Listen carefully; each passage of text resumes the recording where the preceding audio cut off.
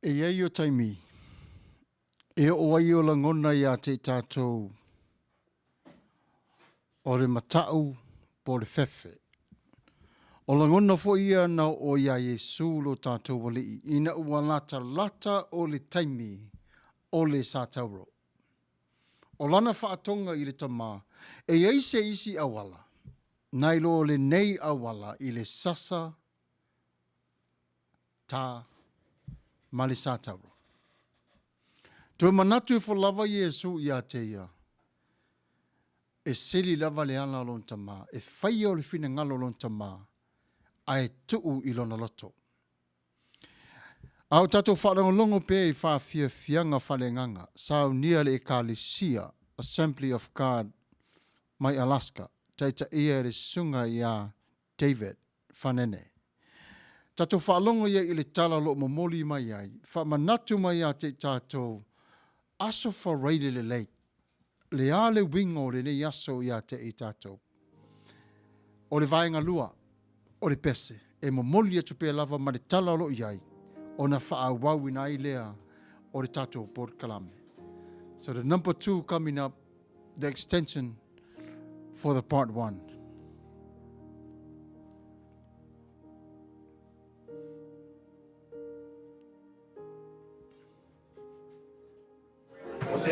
O se atale nā i le whanua i Getsemani. I le te talo Iesu, ina o isi na fia. O le a whasau ni atu o ia i ona pōpōna. O le mali o Iesu, se i o ono toi soifua. O lau si na fia to telo la persiano mai e ta mai le fiong pa ia le tu. Peter, o se tala na tātou whiola e matutupua. No tau soi fua mai fwoi mau tātou awai na tala leia retu. Ile iei seisi a tātou, nawa ai tino ni maliu, le ni whao. E ei nisi wa tu whasiri. E nisi wa o ieri na muna le tātou. Pena maliu ea Yesu. Matoi soi fuma. Aleluia. E fuma nuia le tua i la fuma. La sila ringi e fiat.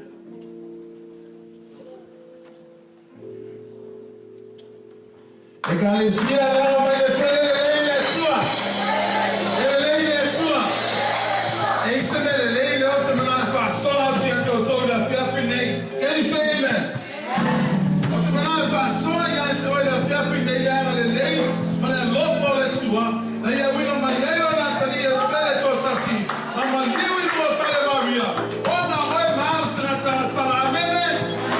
Amene. Na ia tuwa na mamani de langi. Ona lo na nofa yanti oma. Na ia fio mai. Mama liwi ko pele maria. E to yola o tanga sala. Na ia tuwa de mamani. Ilelani Ilo afoi Lona talu ula Ole mauma Tufua i Gorokota Namaliwai Yesu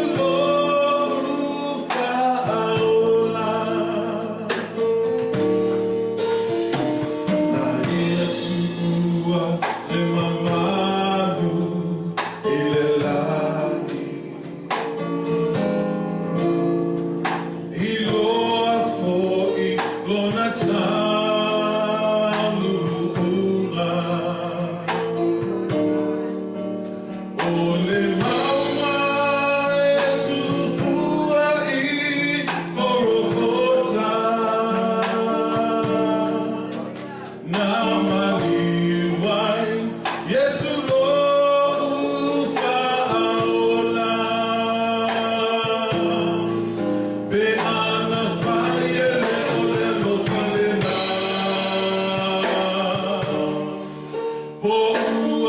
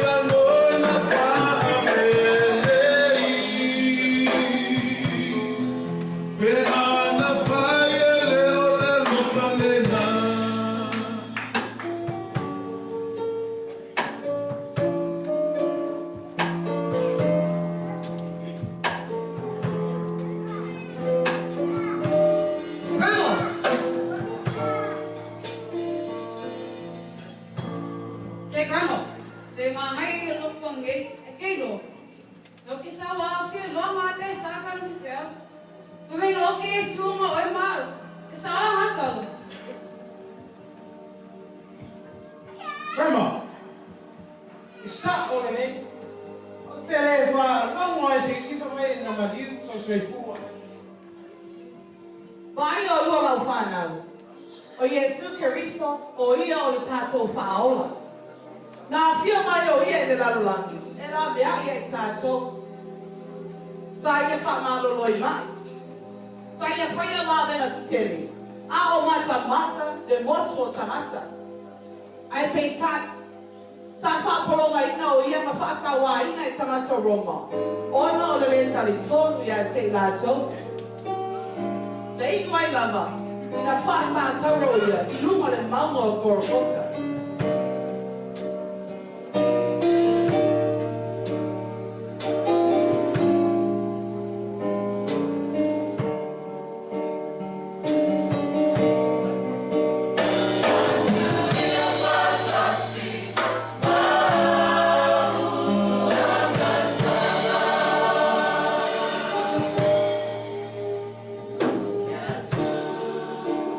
Lo fa la na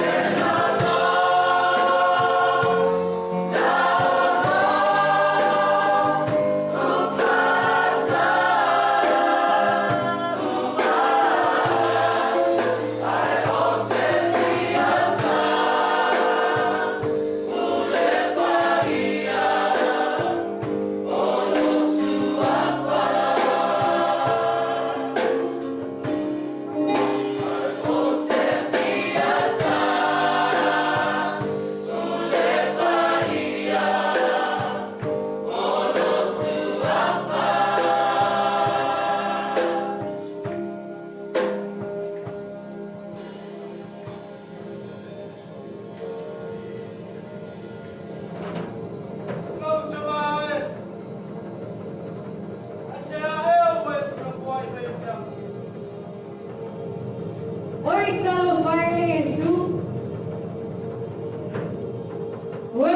Maliw na po ang awang salo.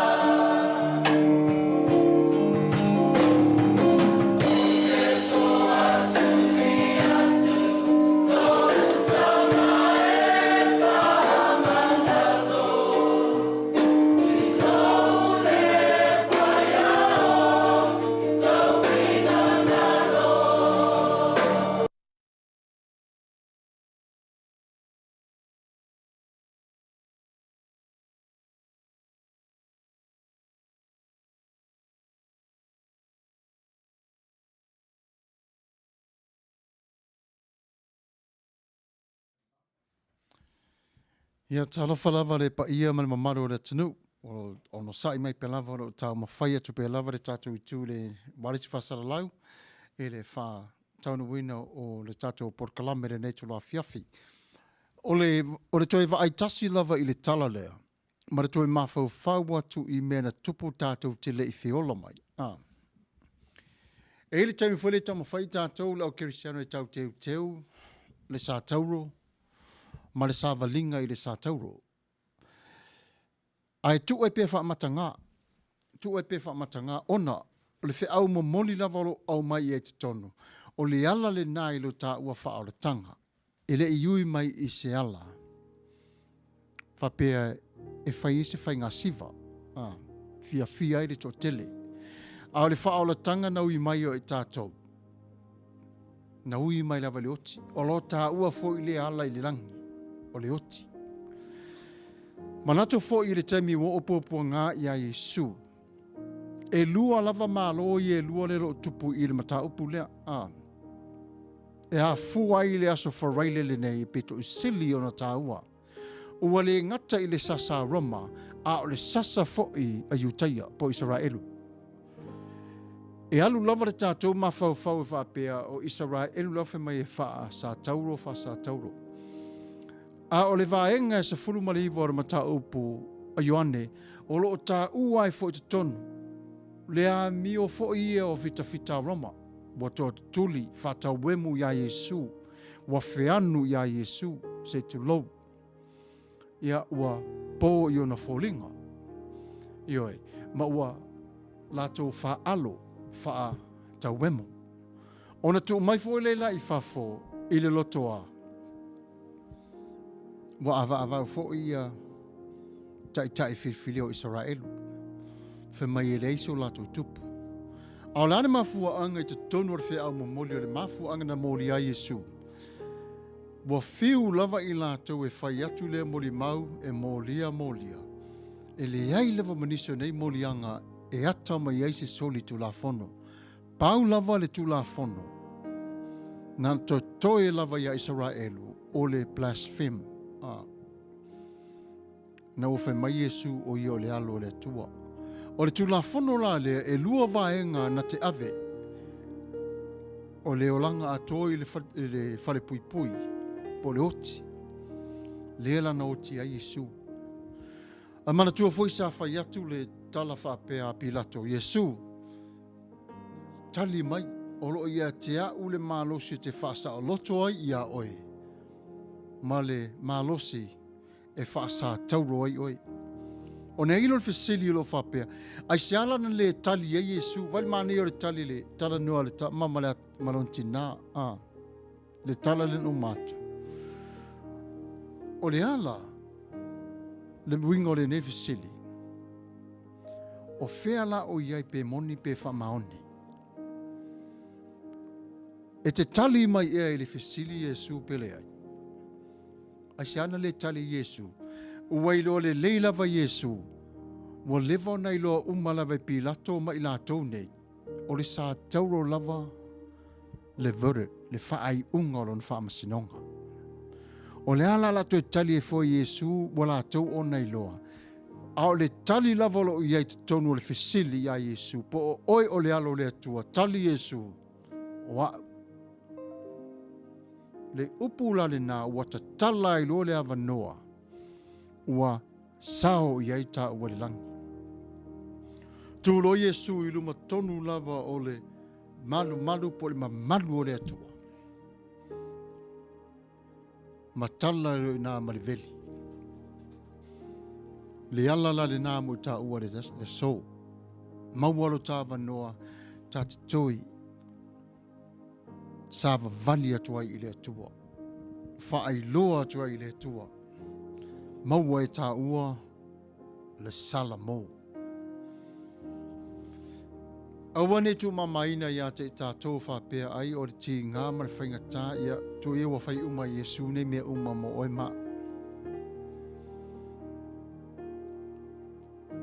A manatu fo I le loloto o le nei sala. O le oti lava lo tā ua I unga I le tu eiso tā wanoa. Ai ua sau Yesu. Ta tala ese le oti ma I tā ua. Wha mangalo I tā ua. Ina ia whaata sia I tā ua. To I o sia le whengai ngā maritamaha. E mana ia lava re tatou nofo. Ma fau ato le neva yaso o mana I le seta. Manatu fo le ni yaso ia a tatou tu atua I le taimine nei o lawa Yesu tonu le tunga mau. Lawa wha ngā solo lava le pāseka ia ma fianga ma mea te tau o nei ai.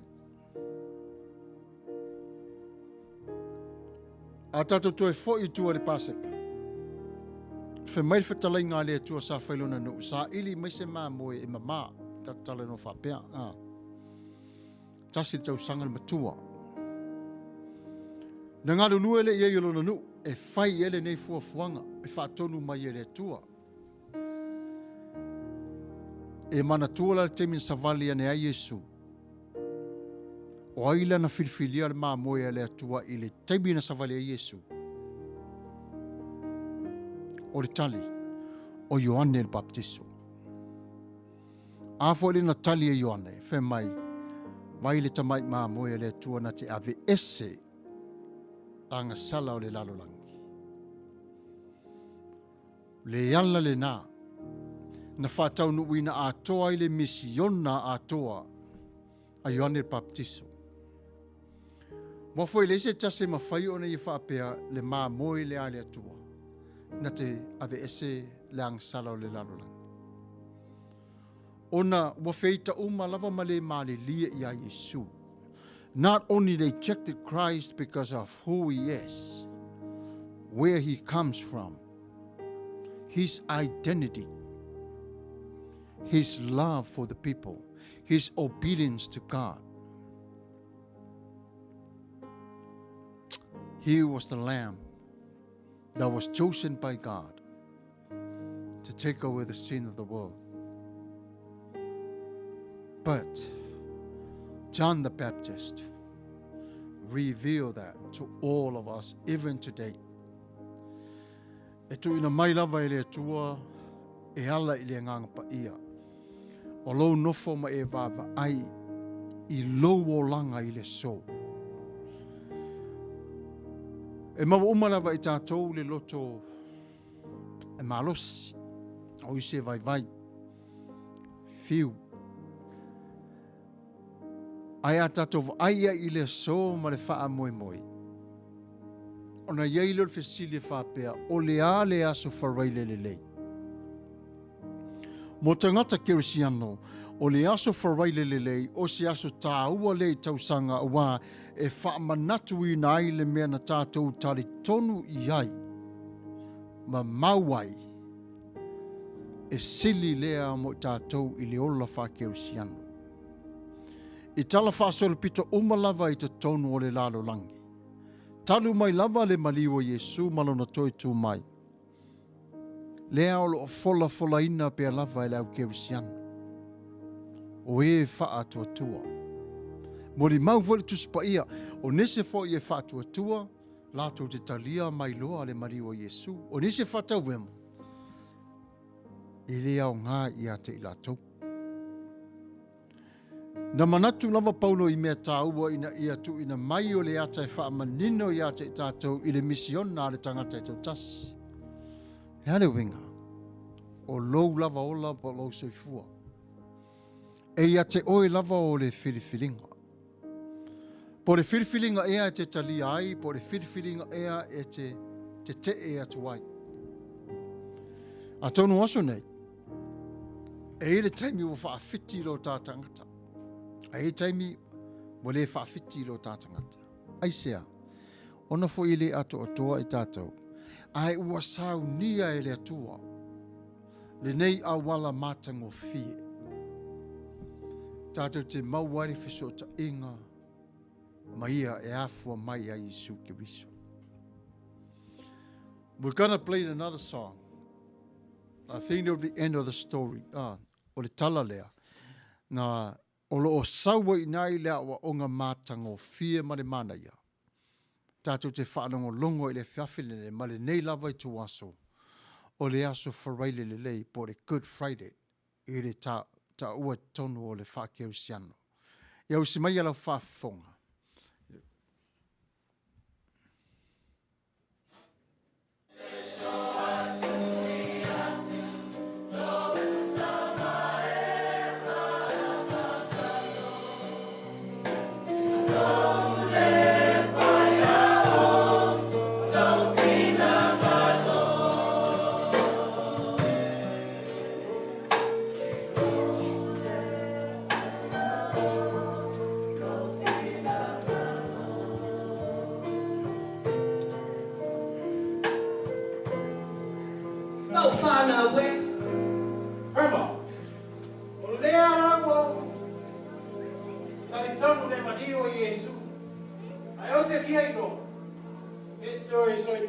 Pele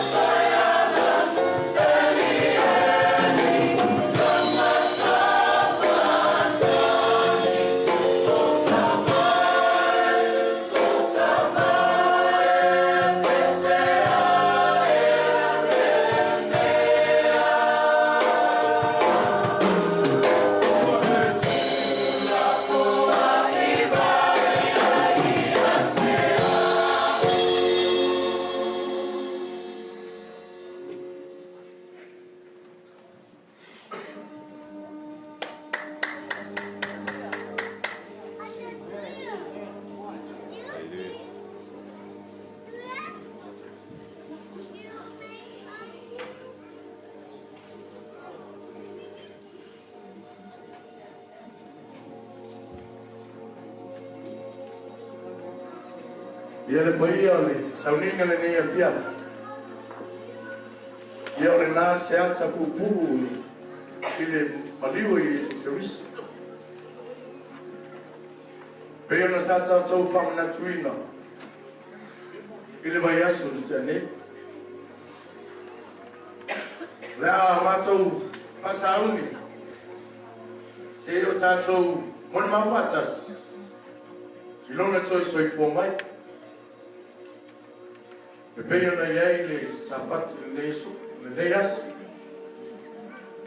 I whamanuia le tua.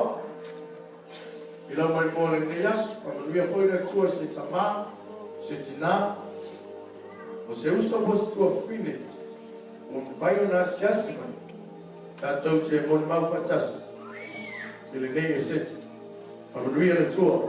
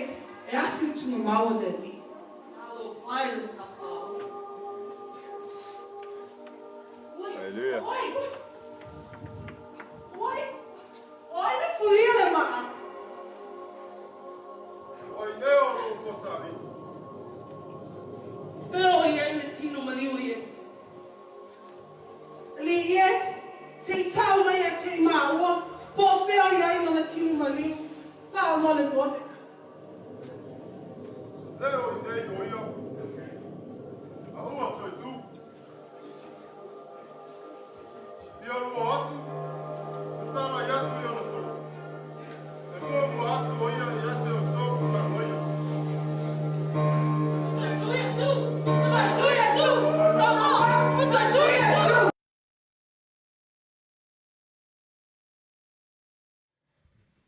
Talofa lava, manei ai o le awa onga lo momoli mai e le tala lea. Le ngata i le whasa tawarino Yesu, au le taimi olo na toi tō mai. E au ngā tala nei, e toi te patau la i ai ilo tātou nei tangata. I le toi vava ai ai le āmatanga mai o le whengainga ma le tua. O le whaoratanga leo wa tā ua mawa. O le mea alofa lea mai le tua. E ui mai a Yesu Kiriso. O le ala fore nā, e mamai lau whaoratanga. Ona o mea umalava, e ui mai a Yesu. O lo wala atu fo i le langi, e te mamā fo i. Ona lo e ala atu i le langi i a Yesu. Au sava vali atu Maria, ma teo fungala au. E ise va inga tā ua lava i le o langa i le so. E toe va ai i ai.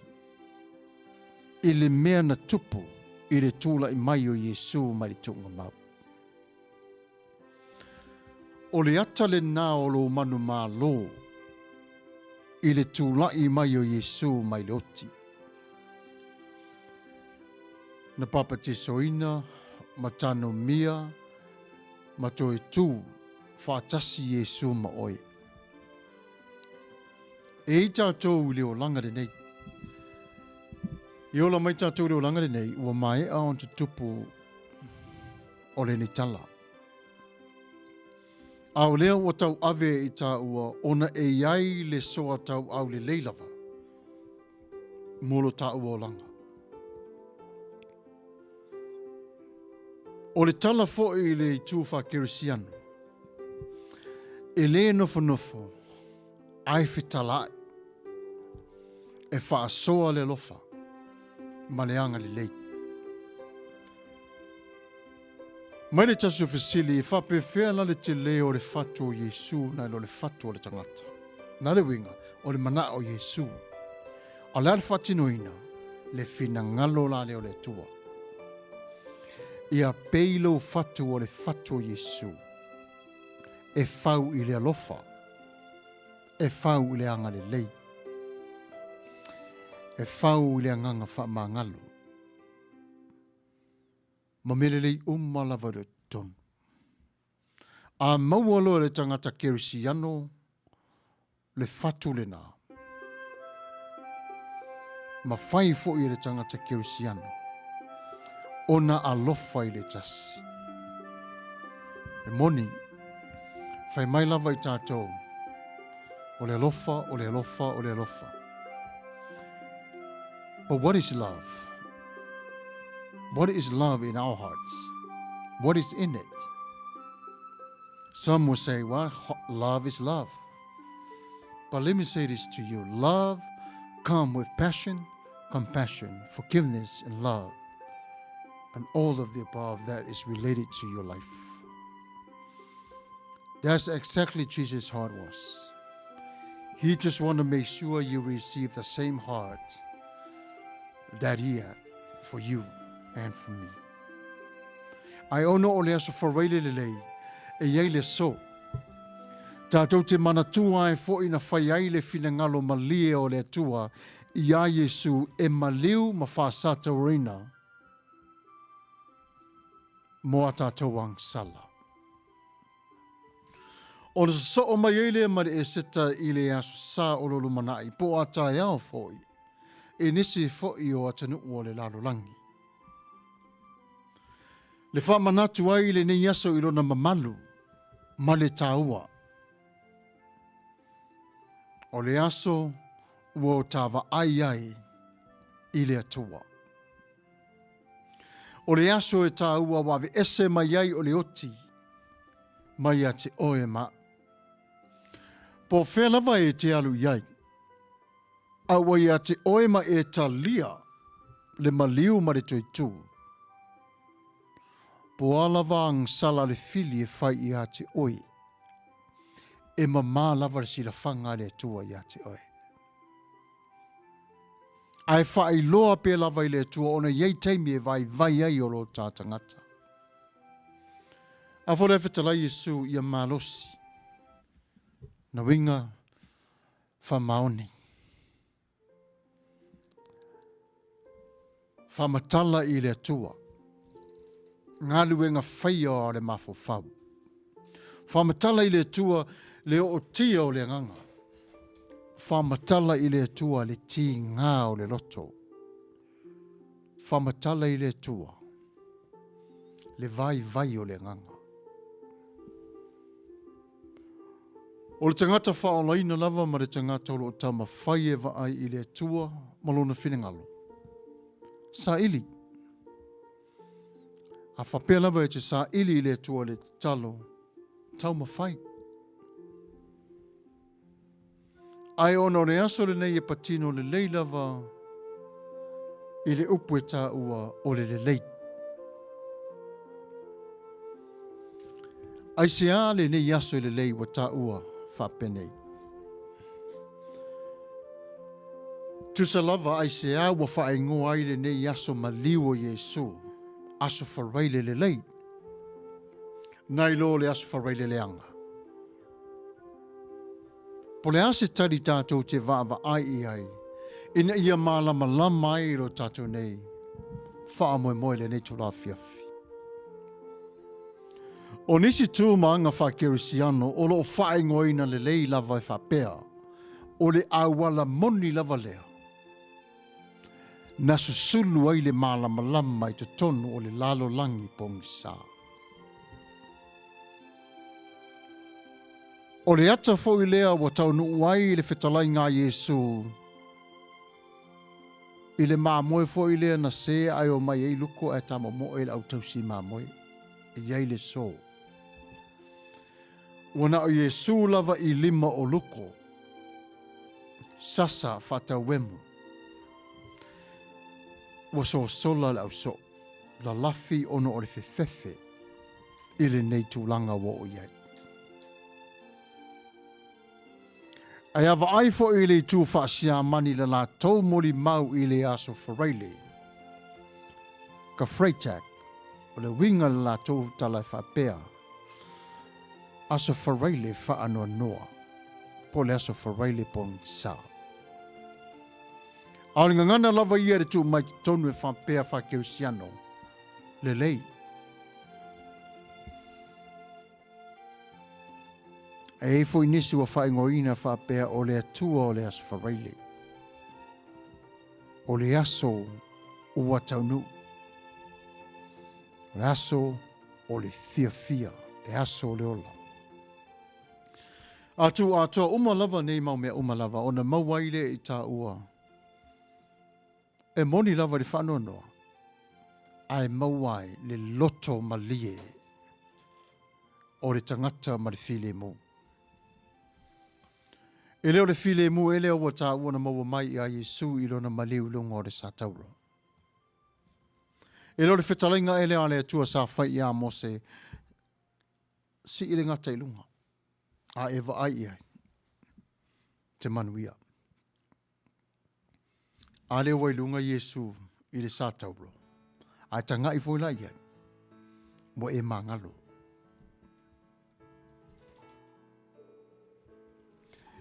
Tō tere tangata e whangatāno la tau talia ona e le whapea e malama lama. Le ai e ona tofu lava tangata e mo ona la ngona. I le vaai i le ti ngā ma le whaingta. Manatu foi la o le matua Samoa. A whapea se tasiro lo walo. Tu ina atu i le nu e sasa e le nu. Whasa tauro e le nu. O le ase langona i o le tamā po le tina Samoa. Po le ainga. Ta ilo. Ai o le atolo o tātou o na maua mai i le aso o le toa o Maria.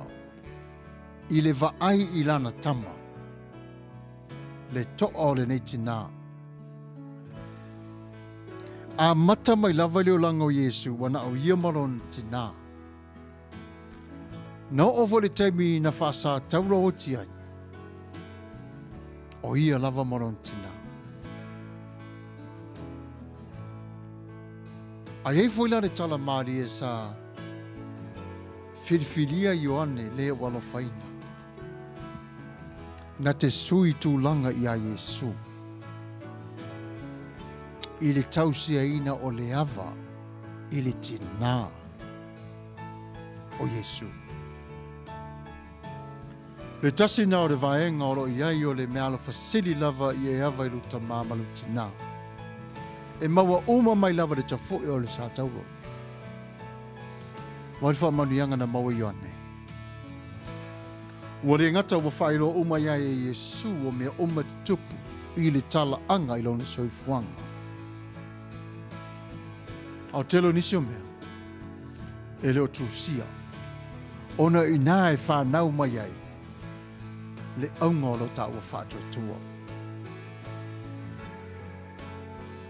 O fuafuanga le tua ina ia la veai i tātou mai i le anga. Fuafuanga le tua ina ia tanu mia le tunga mau le ai se tasi o lana whanau.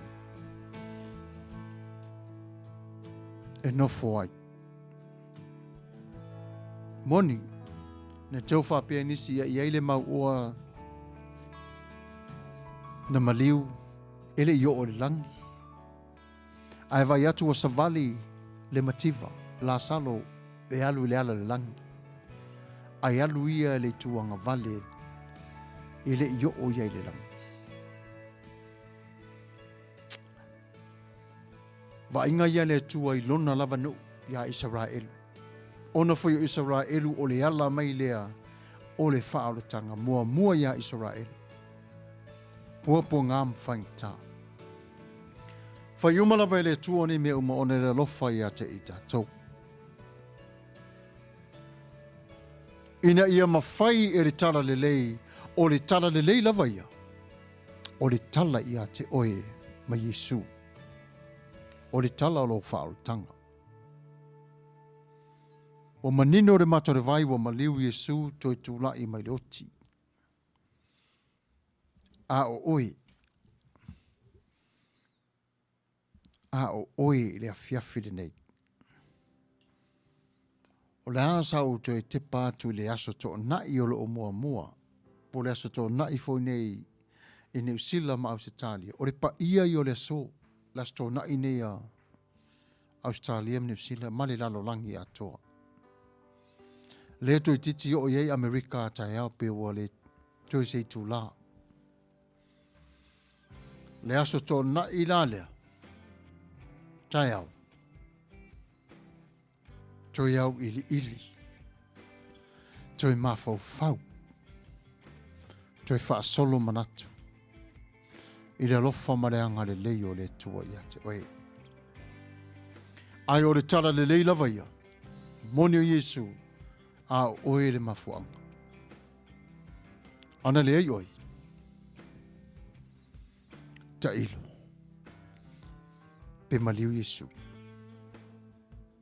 Ana le ei oi ma. Le maliu Yesu. Ai o le maliu o Yesu o le atare nā o le alofa. Ma le anga le lei o le tua. Mana tua foi sa o talanoina, pe awha pea o se ainga sa moa le matua. Ai vai atu o sasa o mai matai matau le lea, lo la alo. Ai wha sa tauro, po le tūlanga no e Yesu. Le mwhai nofonofu. A le misa, pe fioti. Ai va aifo ia Maria. E toa le leili tina. O risi a wala lea ua tā uai a te i tā ua le malamalama ua i loa ile e se senga o le malamalama o le langi ma le malamalama i te tonu ia Israelu. Lala to malamalama. O lo la tau lava mafaufau. Le eise tua i lo la tau mafaufau. O na o na whaatino ai le eise mafutanga i le tua. Aisea. Ona foi o la tau i lalo o le pule anga le tasi o malo. Wale o iai le tua te tau o na pūlea I lātou. Awa iai rom mai te tonu. E whai ma whawhita auti. Ai ono na lātou whiri lava. Ai sa whao ngā pe lava I le tua roma. Se toe a o ao, ma o a iai Israel. E ila le au wala tasi o I tātou I le aso whawaile leile nei. O ai tele lava mga ala e sa valia e tangata. O ala uma lava I te tonu le whaarotanga I so se tangata lava. E ese uma lava sa vali mai o le tangata.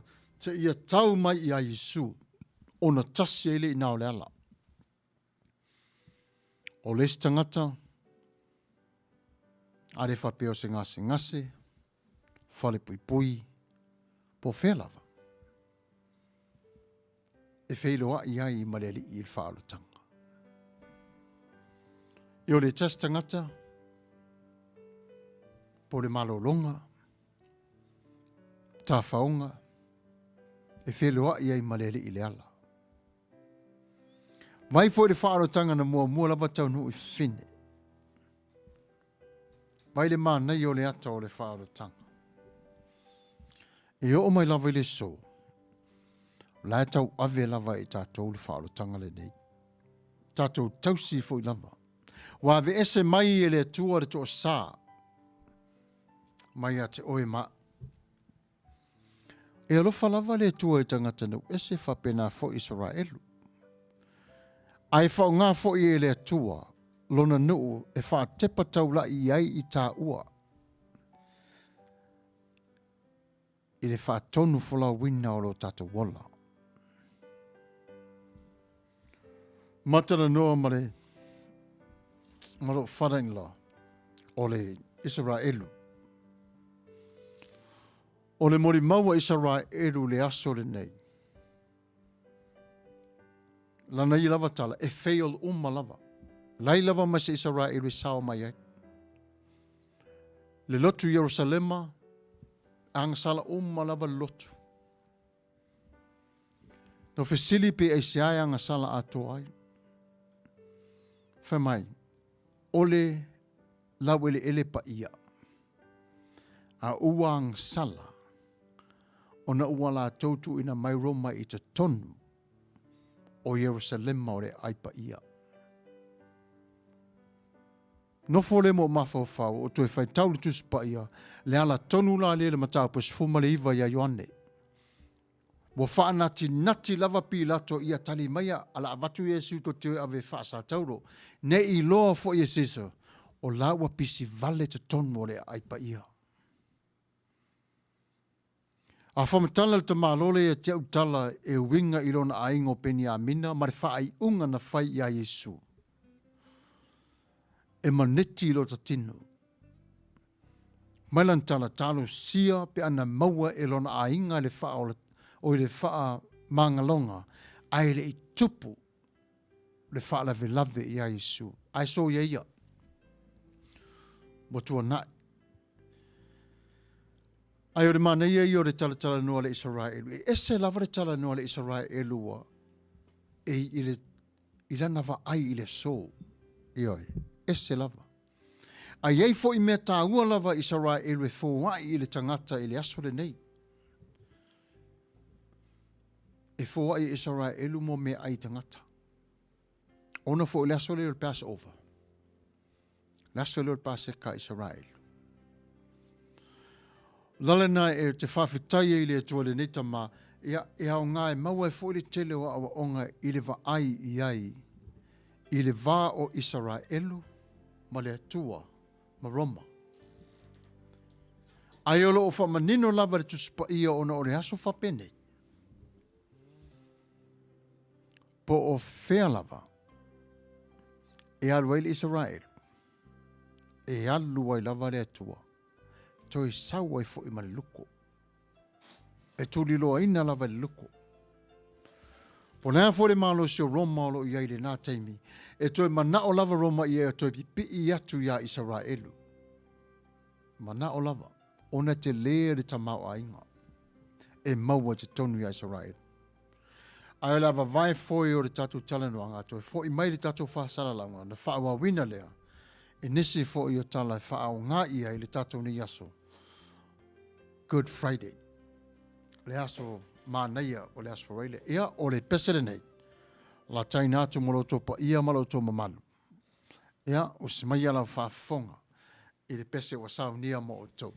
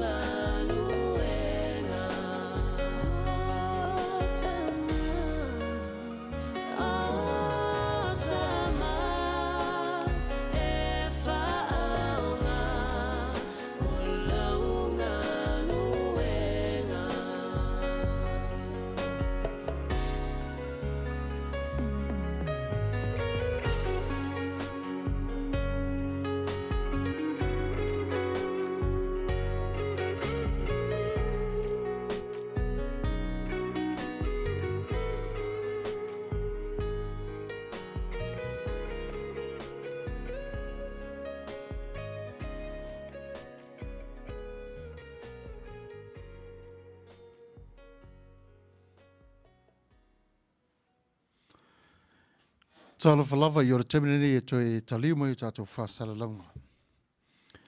O le toi vaai tasi lava i puapua ngā nau o i le tātou whaola. O le tala lea na saunia e fita Roma. Na noa noa e la touni ua mea maa ai i le si o le fue. La tau te sasa ma sei i le tine o le ri whaola. O nisi tangata, sa iei le whasalanga lea, na whioti lava i la tau peta. Na sao mai lava Yesu ina ia tau nuu i le sa tauro. Le wha moe moenga le nei. A tonu na manatu pi lato o le nei whasalanga, o le aleanga tele ai e wha malia ai tai o iutaia ma le moto tangata. Le ala le na whai ai le whasalanga le nei. Ua wha malie ai loto o tangata. Ina ia toi filfilia ma mawhau i ai i le tasi o ranofo inga. Ai o fita pi lato na whaia le mea sili atu na ilore sasaino Yesu, sa la tau whai fo i ate ia peo na ta ua di taimi o sola. Na la tau fo vale.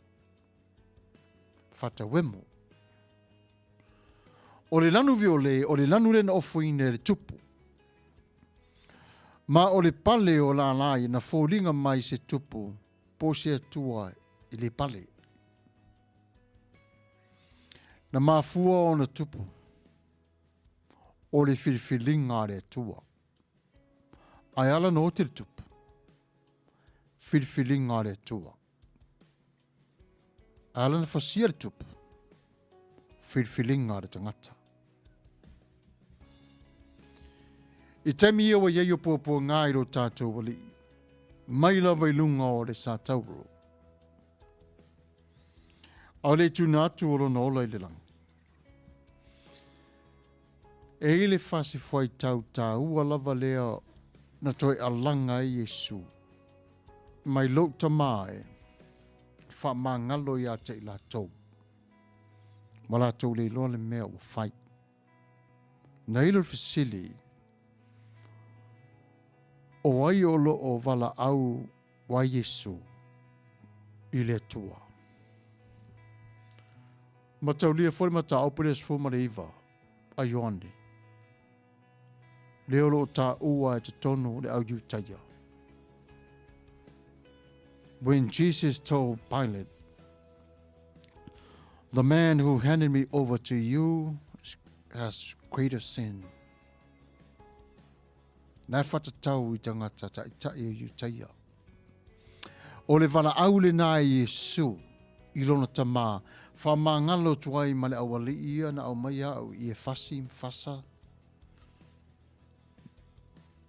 Tusalava po le leanga, wha mā ngalo mai latou. I le tala whaso le pito Israelu, once God anointing somebody, there was no hand, there's no judgment by anyone. Tatou lo uma mai lava le tala ia Saulo Matavita. Any anointing of God, it doesn't matter, it's not only a pastor. Faithful people, the people of faith. Anyone who touch one of those people that is anointed by God and is blessed by God, the Holy Spirit lives in them. Leir fo tuanga fo le Yesu mai o te fasio tangata. Don't touch them.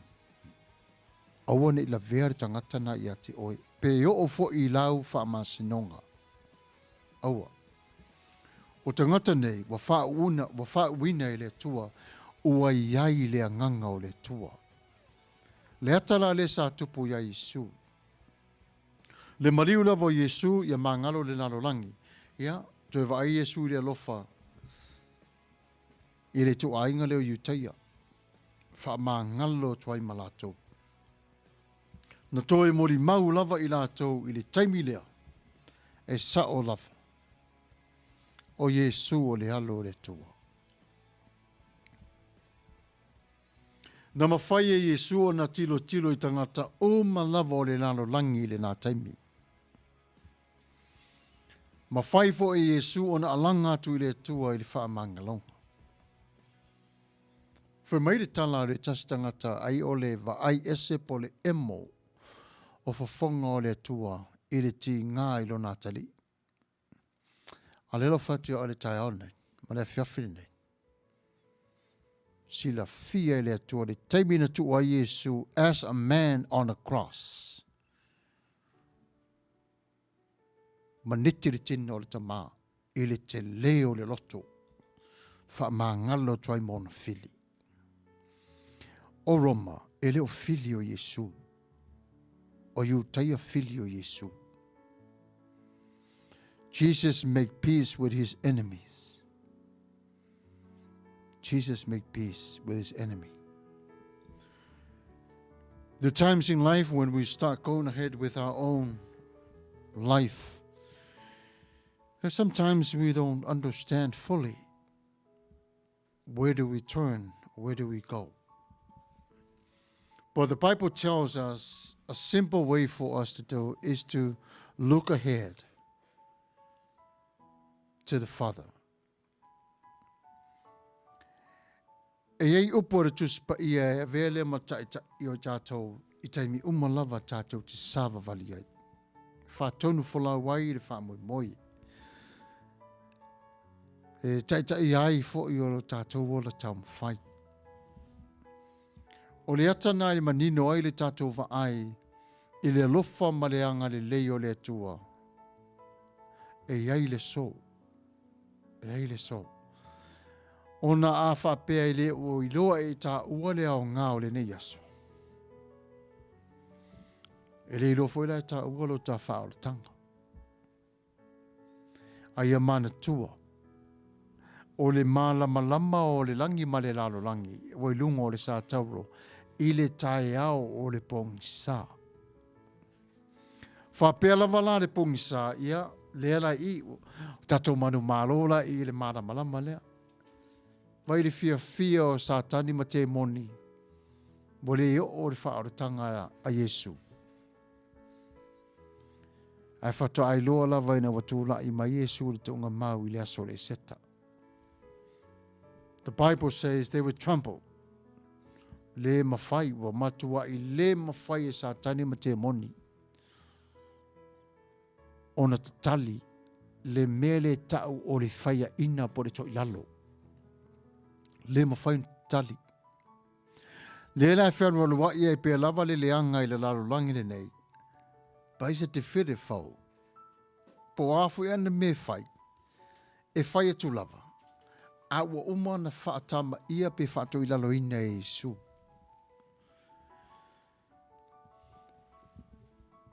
Tau mawhai. Tātou tau mawhai pe lava i leo langa le nei. O le lei o leo langa. O lo tātou malama lama lava i ate i tātou. Ai a tātou le malama lama lava i ate i tātou ma le ala. O i tātou le neiolanga. E pongi sā fo ilo tā mafo whau. E le susulu mai o le malama lama o le nganga pa ia. E te tonu i ate i tātou. Na maliu Yesu, se lau pasene, o le tangata pe o i taua. Se lau pasene, o ia o le tua. Ai tātou te whaitau fo ia i tala i te me vai ai, le leo Yesu. Langona nā wha tangata. Ai e te mi malosi mai fo i langona o Yesu. Langona nai li tū whale nganga. Ai o le tele lavo ngā ruenga Yesu sa whaia. E le na o ia lava sa iaile ngang pa ia, iai fo i male tua.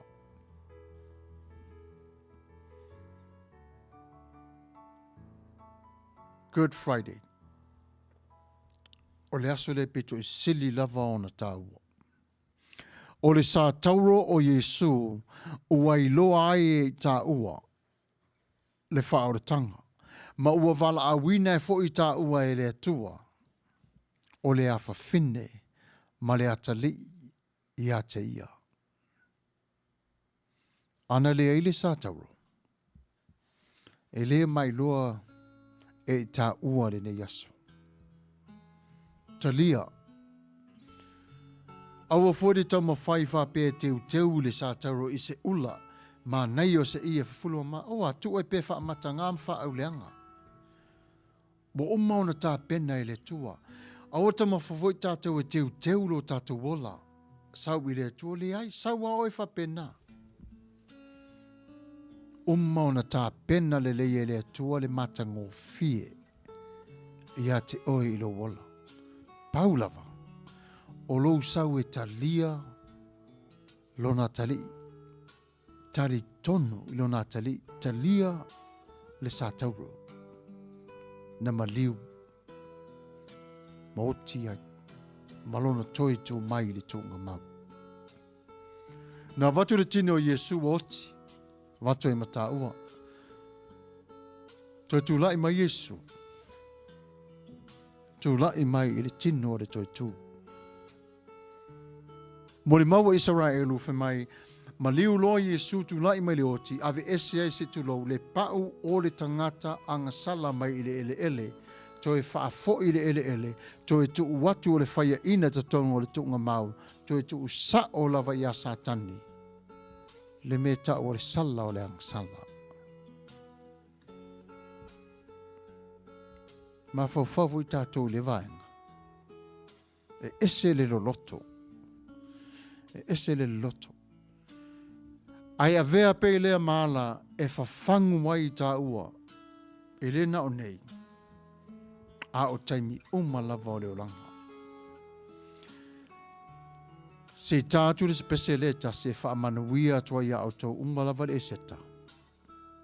Tato whanangolongo fo i le mana i o le pese wa sau nia tā vita. David Whanene. E au ngā le mo tātou. Usi mai alau whaafonga.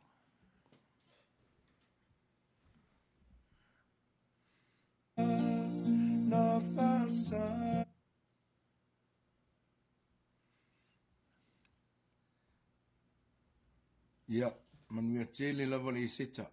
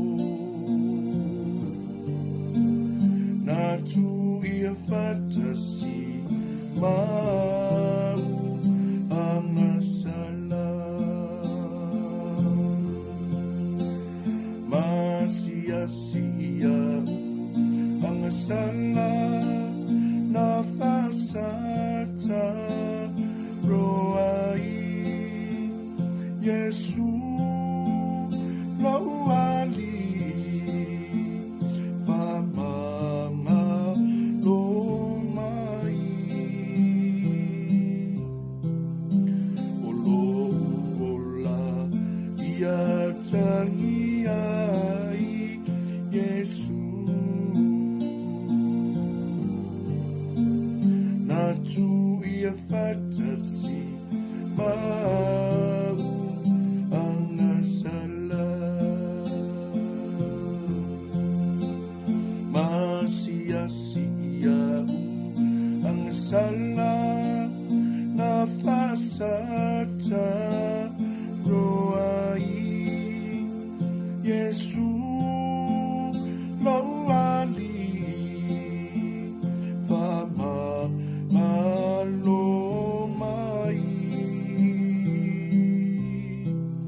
olo ola ia tangi ai Yesu na tu ia fatasi mau ang sala na tu ia fatasi mau ang sala na tu ia fatasi mau ang sala. Bless.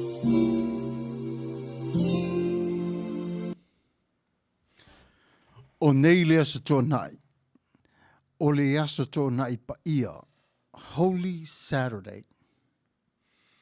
E ile mori mau o le aso tōnai i le tusi whaita waso e whapea. Mai a rekos fuma le lima o whai upe fast fulu whangata mai fast fuma le fitu.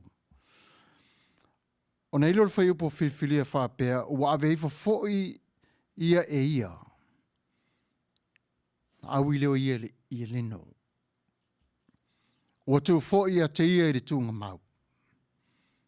Foa i le papa. O na fuli ane leo le maa i le ngutu o le tunga mau. Wawai atu foi o Maria le Makatara. Maria le tina o Yose.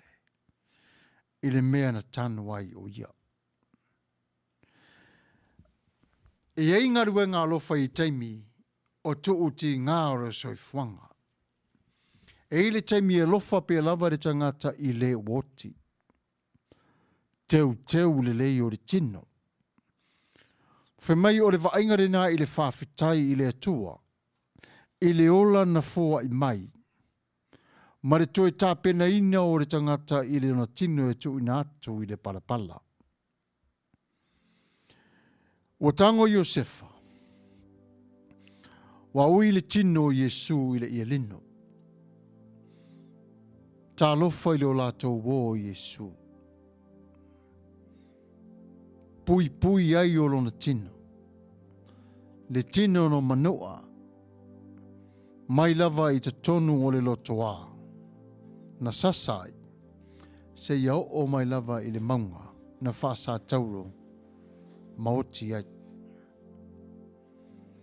E vai a foi whailongo le lofo a inga i lātou pēlenga. Pea maliu o lātou tangata ona a watu le iai o teu funga la au. E mamoli ai o le lofa ma whaai loa ai. E ola pea lava. E iei foi le mori mau o le aso whareile. Le aso whareile le lei e whapea wa aia le atua i lunga o le sātauro. Le tuse ma rekord ma tāpu e sfulma le lima whai upo e luas fuma tasi whangata mai le tos fuma le iwa. Ia maua so taimi. Ona e whai tawina lea. Ona whiriwhiri ai leo le tos fuma le fitu whangata mai le tos fuma le iwa. Whapea na whai tawina. Ua alanga Yesu wa leo tele. Ona tō ai leo na manawa. Ua sailua ina le ia pui o le malu. Wa amata ifo ilunga wa o lava ilalo. O le tai o le tō selau. O le na tu wati o na luma. Ua iloa e ia ua tō o lana manawa. Ona whapea tu lea. O ia e moni. O se alo o le atua. Le nei tangata. O Yesu i lunga o le satauro. Ua le ai se malamalama ua na o le pongsa. Le ai se malamalama e pui pui ai lo na ali mai i lunga o le satauro. O na o le pongsa. Yesu le malamalama o le malamalama o le atua i le lalolangi. A o lea ua ulufale i le pongisa o le satauro. Na yeilo fesili e tolu e whapea. Ua tuulafo ina ea e le atua. E toi whafo isia ea lo na ola. E toi susuru ea lo na malamalama. O le taimi ina toi alanga ai Yesu ma leo tele ai i lunga o le satauro. O le toi alanga ua tatala i le avanoa fau mo i tātou. Tātou te toi te patasi atuai i le langi. Ia te ia. O le toi alanga Yesu na le liu wina hai. Le tai o le toi se lau i le tari tonu. Ia te ia. Mauai e le tasi tangata. Le faa o le tanga. Ina ua tōna na manawa. Masai lua ina le ia pui pui. O ina na i loa ai e le tai o le toi se lau. Ma tau tino ai. E moni. O se alo le atua le nei tangata. I le nei tai au po le nei yaso. Ua tātou te tūwha tasi ma le tai ma mai moa i le wha sa tauroina o Yesu. Sau ni tali lau whaolatanga.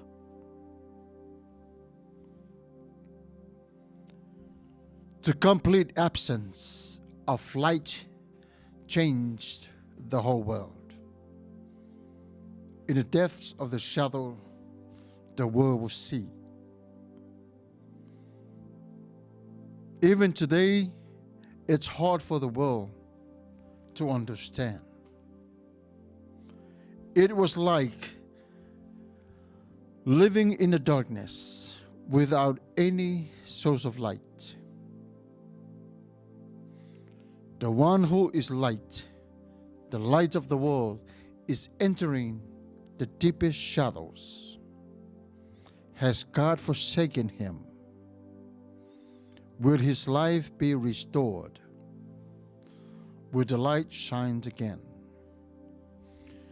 In the moments before he's immersed in death, a loud cry escapes him and opens up new possibilities for us. Whatever that loud voice means, as it leaves Jesus' throat, it shakes the centurion on guard into a state of belief. For a moment in the gloom, it is possible to see who Jesus really is. Jesus is no longer on the streets or in the market squares, doing things and saying things which are marvelous. No, on this occasion, as the veil is ripped between heaven and earth, the centurion sees Jesus at his very most broken and vulnerable, and he glimpses heaven. As Jesus breathes his last, he is revealed to this Roman soldier from the same place as those who mocked and spat on him.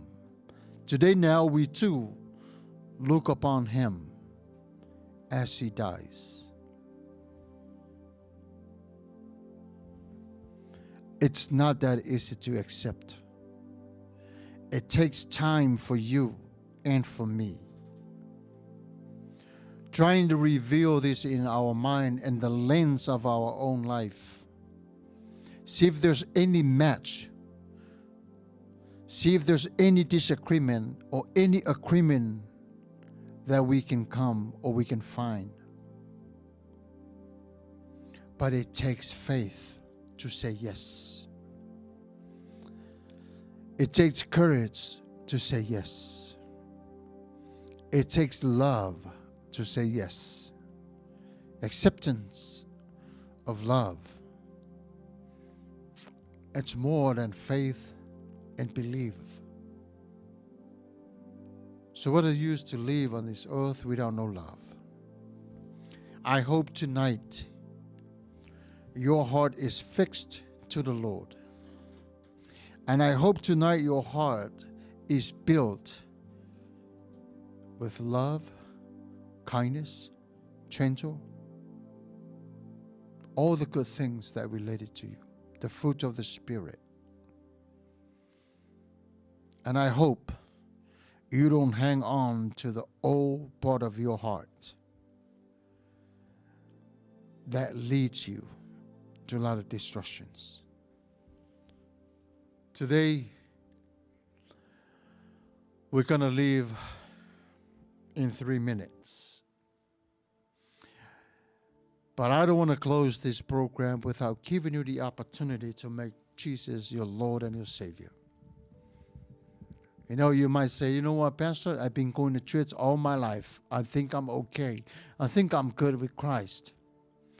Going to church all your life is not going to open the door for you in heaven. Is to receive Christ in your heart. That's the only way. It's the only thing. You can believe. Good. Well, demons almost, demons believe as well. Did they make it to heaven? No.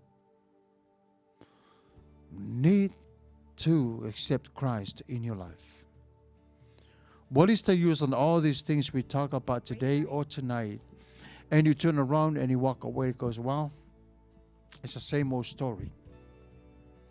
Do not miss the opportunity. Don't miss a chance. Don't let the devil tell you, well, don't listen to him. Go back. There's another day. You never know what is going to happen in the next second. Make peace with God. Make things right. Let me tell a story about me. I used to drink all day long, all night. Smoke cigarettes. Go on the freeway. Pull up right next to cops. They don't know I'm drunk. Got myself into a lot of trouble, went to jail. There I met Jesus. I surrendered. From that moment on, when I left jail, I never went back to the old life that I used to know. I let go of the alcohol, I let go of the cigarettes, and I'm trying to tune my life into this promise of everlasting life. And I hope you do the same. Don't be ashamed for things that you went through in your life. I always thank God for changing my life. There is a real power in your life. Aweche ma ono olowola. Avele tua. Give all to God. God knows exactly what to do with your life. You don't have to try to clean it all up. That's what Jesus at his best. Slowly removing things that you used to. Things that attach to you, it does not belong to you. But stay remain in love. Love goes a long way. And that's you, that you came to make peace with Christ and you receive him tonight. God stops everything in heaven and celebrate you today or tonight in heaven with his angels singing, thanking, and your name is in the Lamb book of life. Now it's time for us to depart. But before we leave, I would like to say thank you to all of you that are joining us tonight, YouTube, and as well as the live Facebook. Thank you for your generosity. I just want to thank for the AOG Church from Alaska for allowing us to use, their program. Thank you, David Fanene, for allowing us to use these materials for us to deliver our message tonight. And I want to thank you, all of you, joining us tonight. May God bless you all.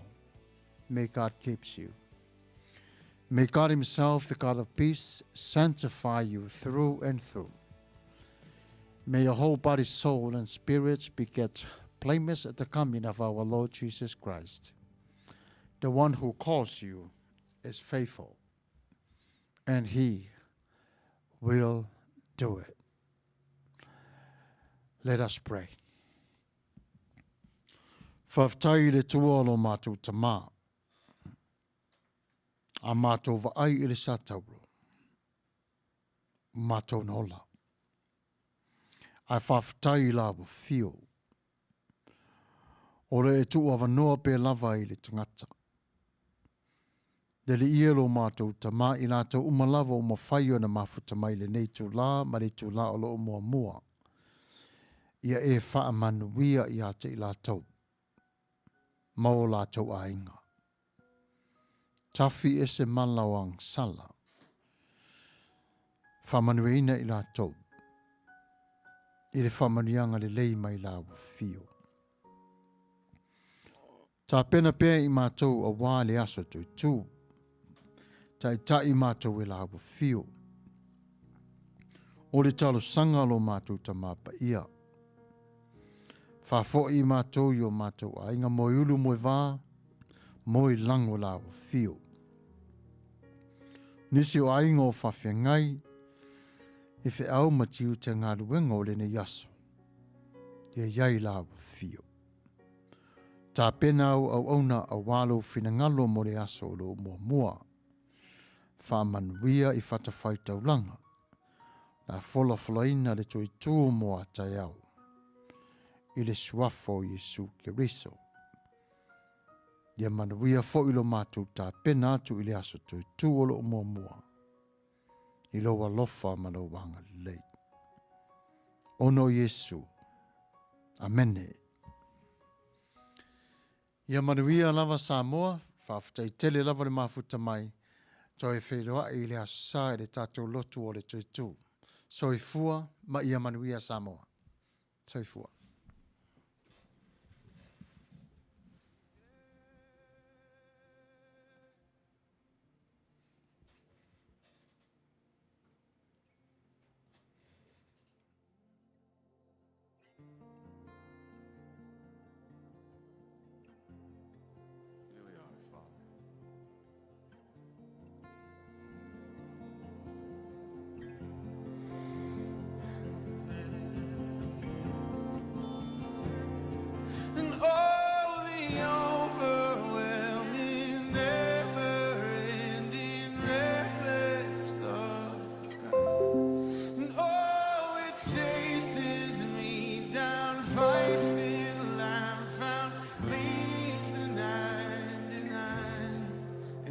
Couldn't earn it, and I don't deserve it. Still, you give yourself away, and all the overwhelming, never-ending, reckless love of God.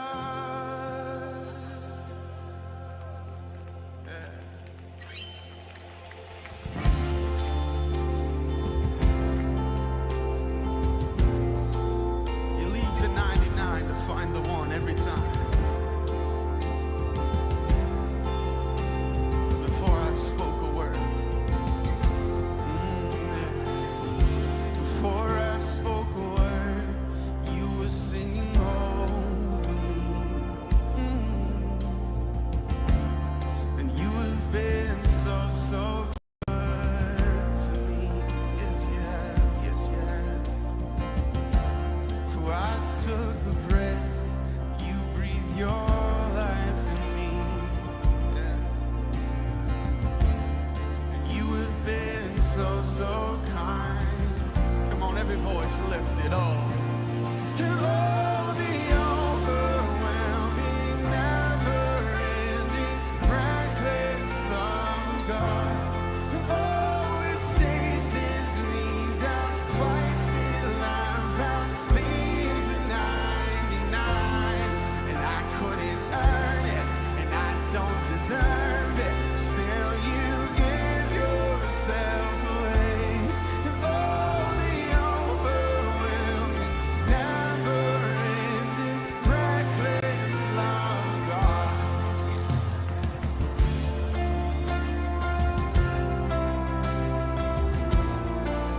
There's nothing like it.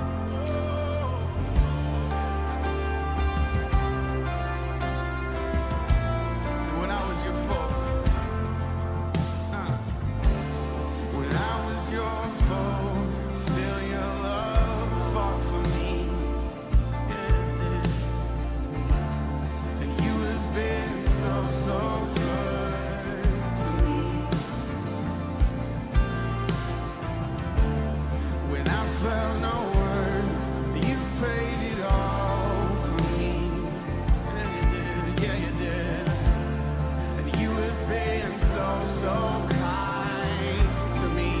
Every voice, hear all the overwhelming, never-ending, reckless love of God.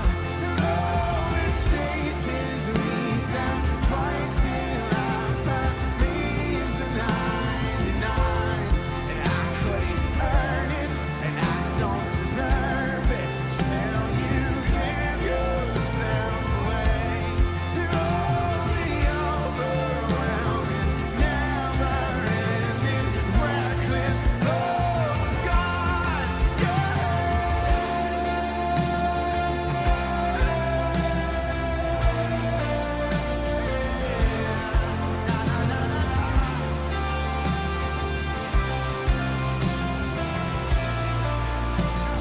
So there's no shadow tonight. There's no shadow you won't light up, mountain you won't climb up, coming after me. Yeah. Woo. There's no wall you won't kick down, lie you won't tear down, coming after me. There's no shadow. There's no shadow you won't light up, mountain you won't climb up,